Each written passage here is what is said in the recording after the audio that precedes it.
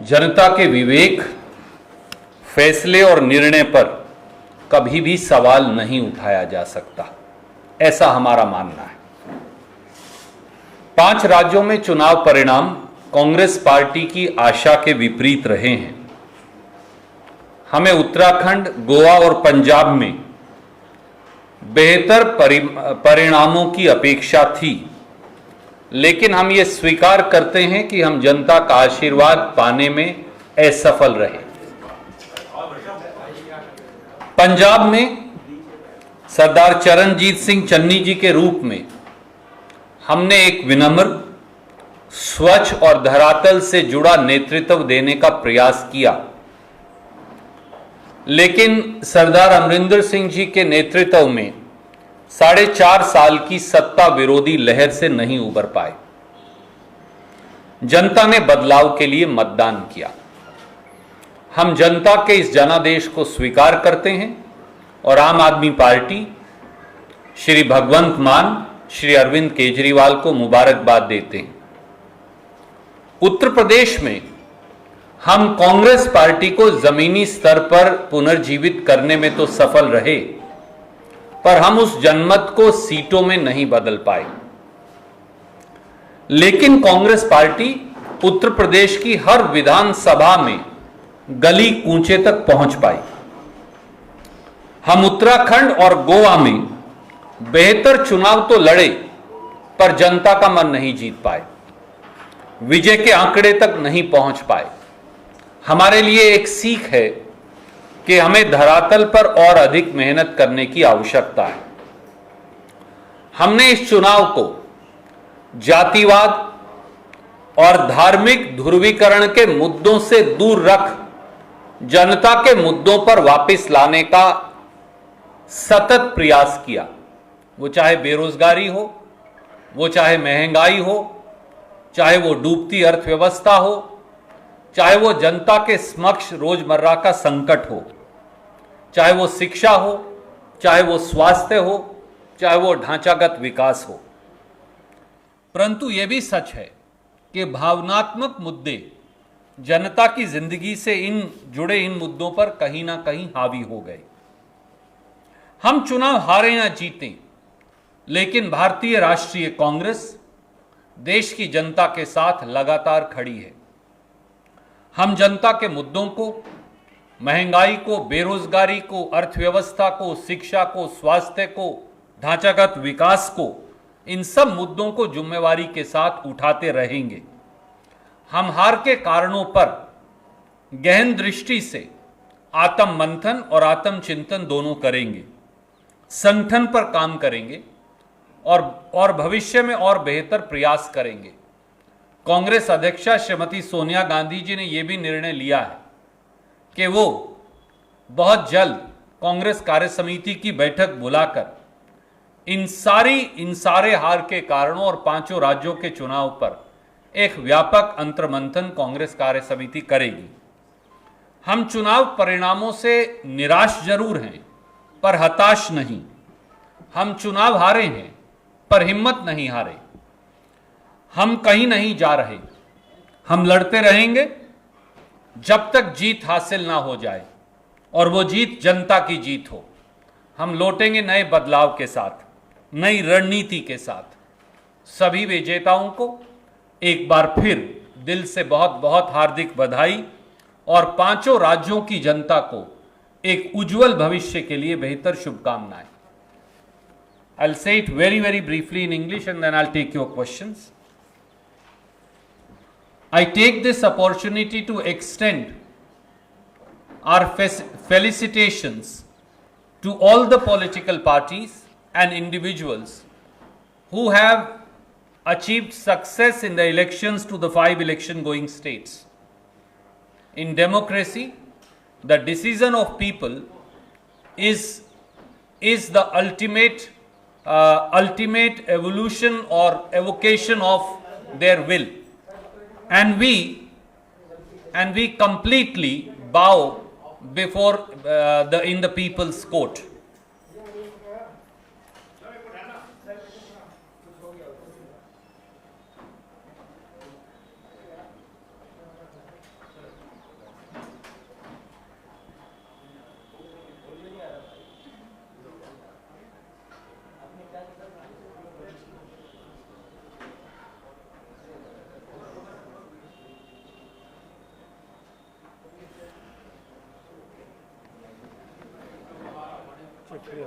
Can you hear me now?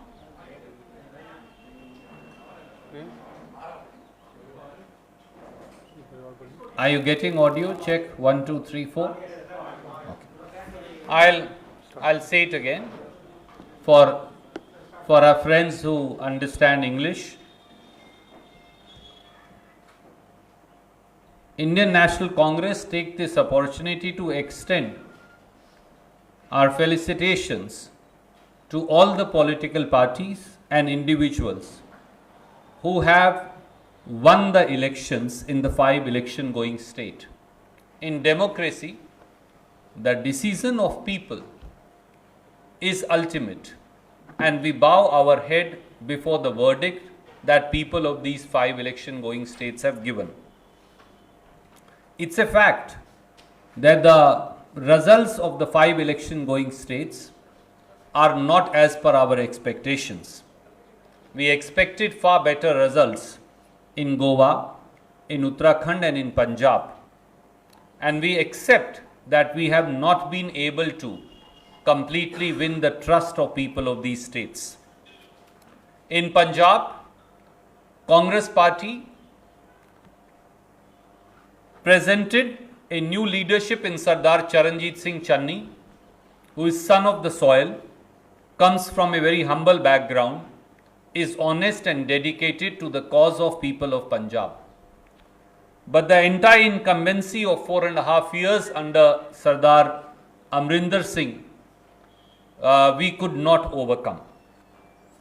People voted for a change, and we congratulate for Punjab the Aam Aadmi Party, Sardar Bhagwant Mann, as also Shri Arvind Kejriwal. In Uttar Pradesh, we were able to resurrect and revive the Congress party up to the grassroots. In every village and in every town of Uttar Pradesh. But it's a fact that that resurrection and the fight, determined fight that the Congress party put up has not got converted into seats in this election. We did fight a determined, we did put up a determined fight in Uttarakhand and Goa, but we could not achieve the mark of victory. And that's a lesson that we will learn to work harder as also alongside the people. Indian National Congress stood out as a party in these elections which ensured that the issues of division, of hatred, of religious polarization and of caste division, vis-a-vis the issues that we put up of runaway inflation, of unemployment, of a sinking economy, of better infrastructure, of better health and education. It does seem that the emotional issues did overtake these fundamental issues affecting the life of people.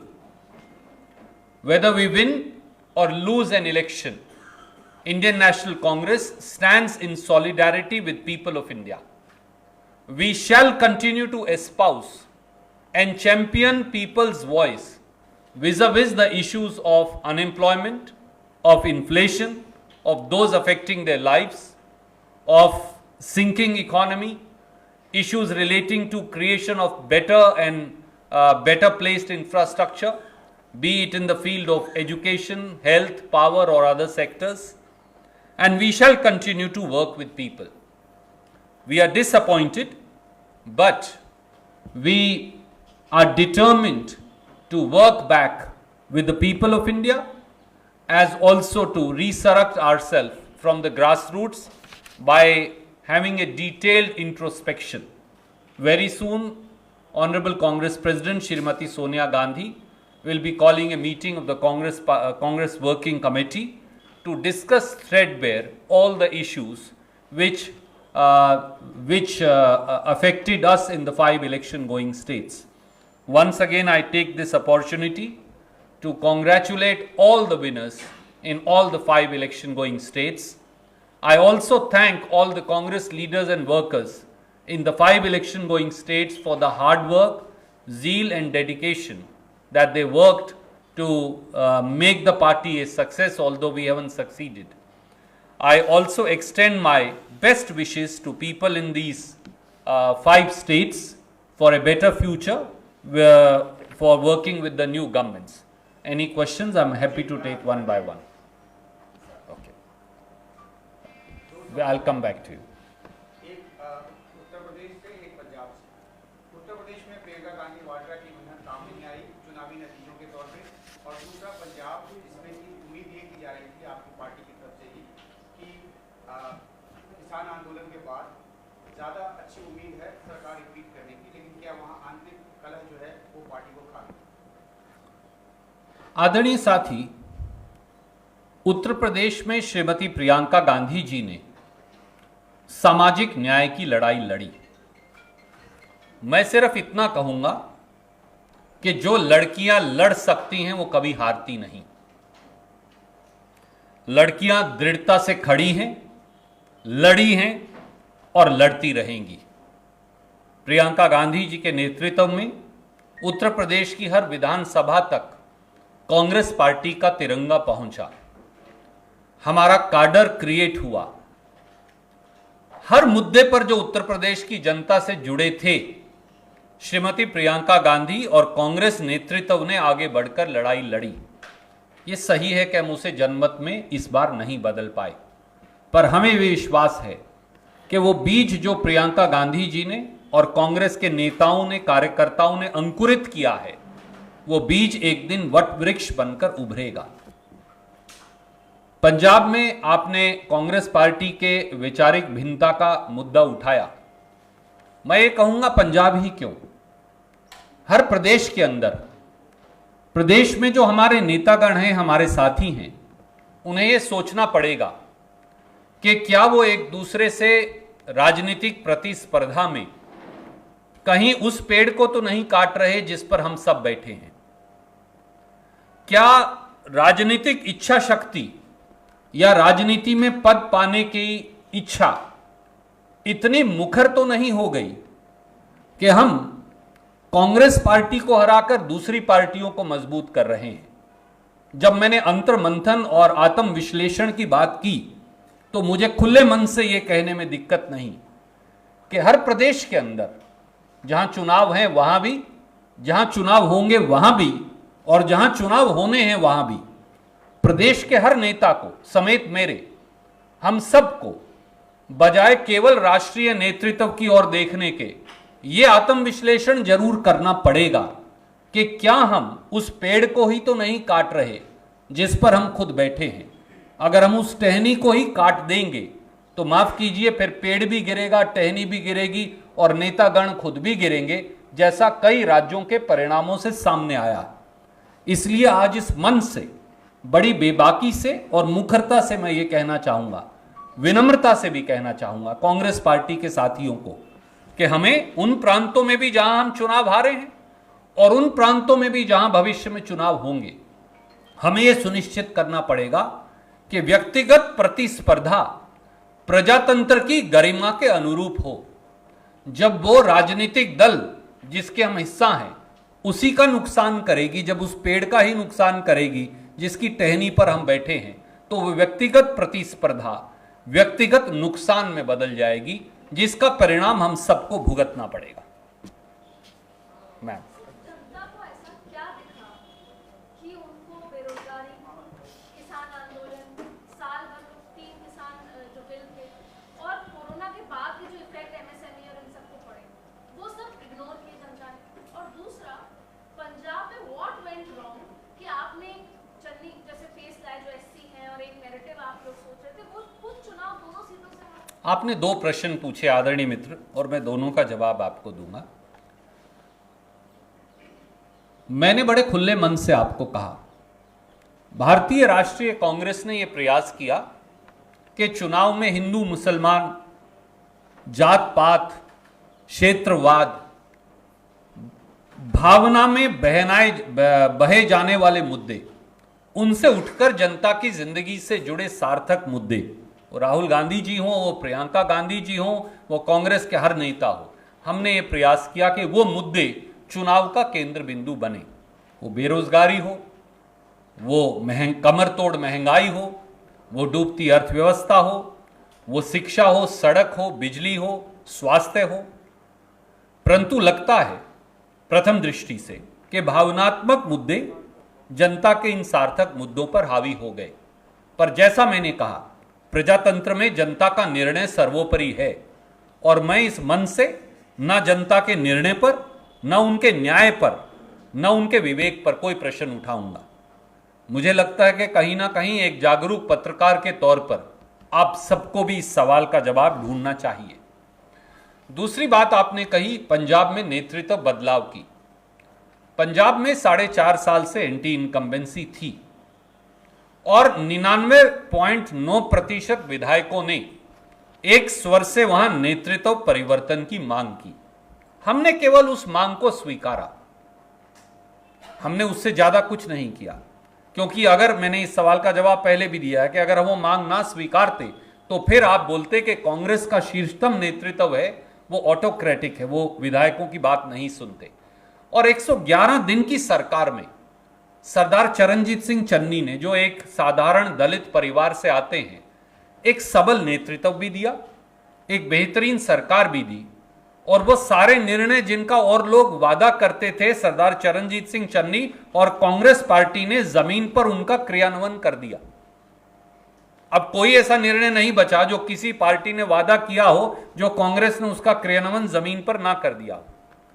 जैसा मैंने कहा, सब नेताओं को पंजाब समेत अब अंतर्मंथन और आत्म विश्लेषण करने की आवश्यकता है कि कहीं हम सब उस टहनी को तो नहीं और पेड़ को तो नहीं काट रहे जिसकी टहनियों पर हम बैठे हैं, और व्यक्तिगत प्रतिस्पर्धा कहीं दूसरी पार्टियों के फायदे और खुद की पार्टी के नुकसान में तो नहीं बदल गई है। उस सत्ता की आकांक्षा इस हद तक, इस कदर तो नहीं बढ़ गई कि हम विरोधी की मदद और खुद के पक्ष का नुकसान करने में लग गए हैं। पार्टी के हर कार्यकर्ता, प्रदेश के हर नेता को इस पर चिंतन करना पड़ेगा। Ma'am, I'll come to you. I have a lot of questions, but I'll just be brief. I'll come to you after him and you ask. And I'll come to you after him, ma'am. I have a lot of questions, but I'll just be brief because one is how long will the party be in denial about the leadership issue? Because of the fact we can see here that you can keep blaming various other people, and you've shown humility today of accepting and felicitating others. But somewhere down the line is the leadership issue. And I'm not even getting and spelling it further because you know what I imply. Would like to know whether you will address this issue, number one. Number two, secular unity in states like Goa and Uttarakhand, which you analyze, has been completely frittered away, and that has allowed what has happened. And now you have to counter an AAP, not only in Punjab, which is being taken over, but even in Himachal. So how are you going to answer these issues? My dear friend, today perhaps is not the day to minutely introspect, examine and immediately answer each one of your issues. I am not undermining anything that you are saying. Congress President Srimati Sonia Gandhi ji within hours will be calling, very shortly she will be calling a meeting of the Congress Working Committee, where all these issues will be discussed threadbare. We have to do course correction. We have to introspect. We have to find a way ahead. And we have to ensure that people-centric issues continue to be relevant in our democracy. For if people's issues are dead, then that day will be the death knell for our democracy also. Forget about the Congress party. Congress party, Rahul Gandhi ji, Srimati Priyanka Gandhi ji, Congress leadership, we stood out in these 5 elections despite the fact that I am humble in my defeat. But we stood out for a fact that if there was one political party that was raising people's issues and saying, let's move away from issues purely based on emotions, religious polarization, caste divisions, regional polarization, to issues that affect this country today, be it health, be it education, be it road and electricity infrastructure, be it availability of jobs, be it quality of education, be it runaway inflation, be it sinking of economy. We put them at center stage. Yes, I concede we have not succeeded today, but my temporary failure to put these issues in imagination of people of the 5 states is not a failure of these issues. These are issues that affect lives of people of these 5 states as also rest of India, as also you and me, everybody sitting in this room. So we need to re-introspect and we need to re-examine and reimagine these issues as also ourselves. And Congress Working Committee will provide a way forward. Can I go to her and then I'll come back to you? Yes, sir. After her, I'll go to her and then I'll come back to you. On the issue of this, which you're saying that every Congress person has to register, this also. My friend, I have already answered it, but I will very briefly restate it. Some friends, including Uma Shankar ji and Sunil ji and many other friends, asked a question vis-a-vis the leadership issues of Punjab. And I said, why Punjab alone? In these all 5 states, as also in the states that are going to go to polls, the leaders in the state who are the real face of the party on the ground. In every assembly, there is a candidate of the Congress party who fights. In every district and block, there is an office bearer of the party and more than one. In every state, there are PCC, CLP leaders and many other prominent leaders. Each one of us, forget about the just relying upon the leadership of the Congress party at the center.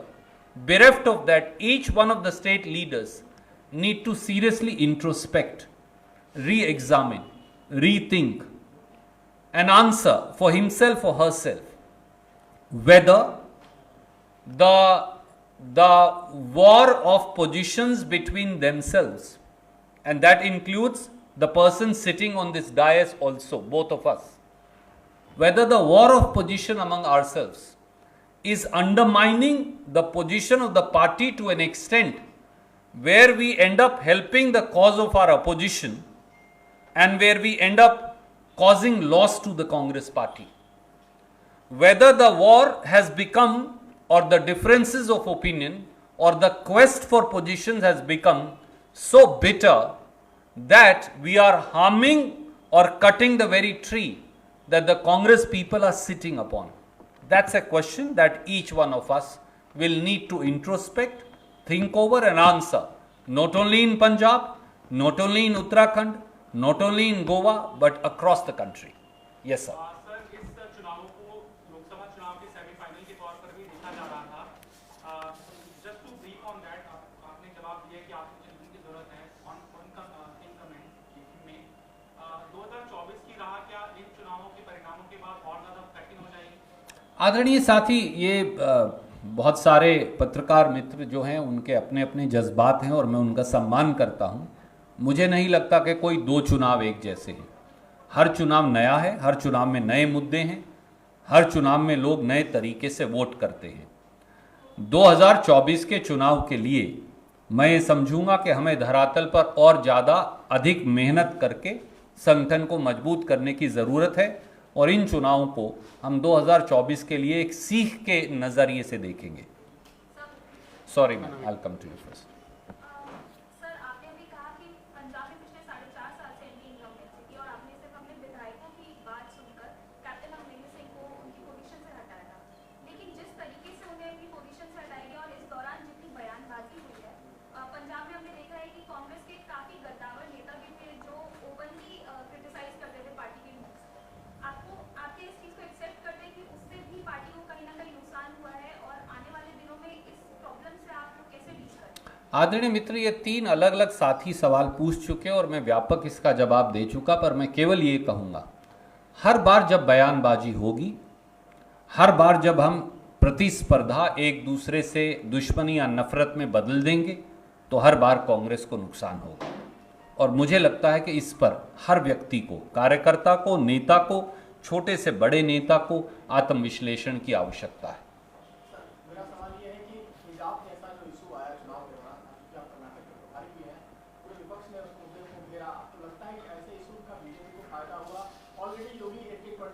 रहे हैं, तो उसकी वजह से उनको फायदा हो, polarisation मतलब काउंटर पोलराइजेशन करने में फायदा हो। आदरणीय साथी, इस देश में हर व्यक्ति को सोचना पड़ेगा। जनता का निर्णय सर्वोपरि है और मैं ना जनता के निर्णय पर, ना उनके विवेक पर, ना उनके फैसले पर कोई प्रश्न उठाने की हिम्मत नहीं कर सकता, हो ही नहीं सकता। पर हमें ये सोचना जरूर पड़ेगा कि क्या इस देश में धर्मांधता चलेगी, जातीय विभाजन चलेगा, हिंदू मुसलमान शमशान कब्रिस्तान चलेगा, नफरत चलेगी, बंटवारा चलेगा, विषैला जहर चलेगा, या फिर इस देश में रचनात्मक राजनीति चलेगी। मैंने कहा कि हमने रचनात्मक राजनीति का प्रयास किया। राहुल गांधी जी के नेतृत्व में, प्रियंका जी के नेतृत्व में, कांग्रेस के हर नेता ने यह प्रयास किया कि धार्मिक विभाजन, जातीय विभाजन, धर्मांधता और जो भावना में बहने वाले जो मुद्दे हैं उनसे हटाकर जनता को सार्थक मुद्दों तक हम उनको जनता के डिस्कशन के अंदर लेकर आए। हो सकता है हम इस बार कामयाब ना हुए हो, पर उसका मतलब ये नहीं कि ये मुद्दे सार्थक नहीं हैं। कांग्रेस पार्टी इन पर लगातार काम करती रहेगी। मेरा एक सवाल है, रणदीप जी, आपने आत्मचिंतन की बात की, लेकिन जवाबदेही का जिक्र नहीं किया। 2019 में जब आप लोग लोकसभा का चुनाव हारे तो राहुल गांधी ने अपने पद से अध्यक्ष पद से इस्तीफा दिया। 5 राज्यों में अगर उत्तर प्रदेश को अपवाद मान लिया जाए तो बाकी के 4 राज्यों में जो प्रभारी हैं, जो चेहरा थे, जो या प्रदेश अध्यक्ष हैं, अभी तक उन लोगों की तरफ से कहीं से कोई जवाबदेही या जवाबदेही लेते हुए अपने पद से इस्तीफे देने की बात नहीं। अकाउंटेबिलिटी की बात कुछ साल पहले कांग्रेस पार्टी में की गई थी। क्या वो सिर्फ राहुल गांधी के ऊपर ही लागू होता है, बाकी लोगों को उसमें आप लोगों ने ये बताया? जी नहीं, श्री राहुल गांधी जी ने तो अपनी जिम्मेवारी 2019 में ली ही थी और बाकी सबकी जवाबदेही भी है। और कांग्रेस कार्य समिति की बैठक बुलाने के पीछे यही लक्ष्य है कि नए सिरे से इन सारी बातों पर चर्चा हो, विश्लेषण हो और जो निष्कर्ष निकलेगा वो हम आपको बताएंगे। बहुत बहुत धन्यवाद। इस खबर को अभी लाइक करें, शेयर करें, अभी चैनल को सब्सक्राइब करें।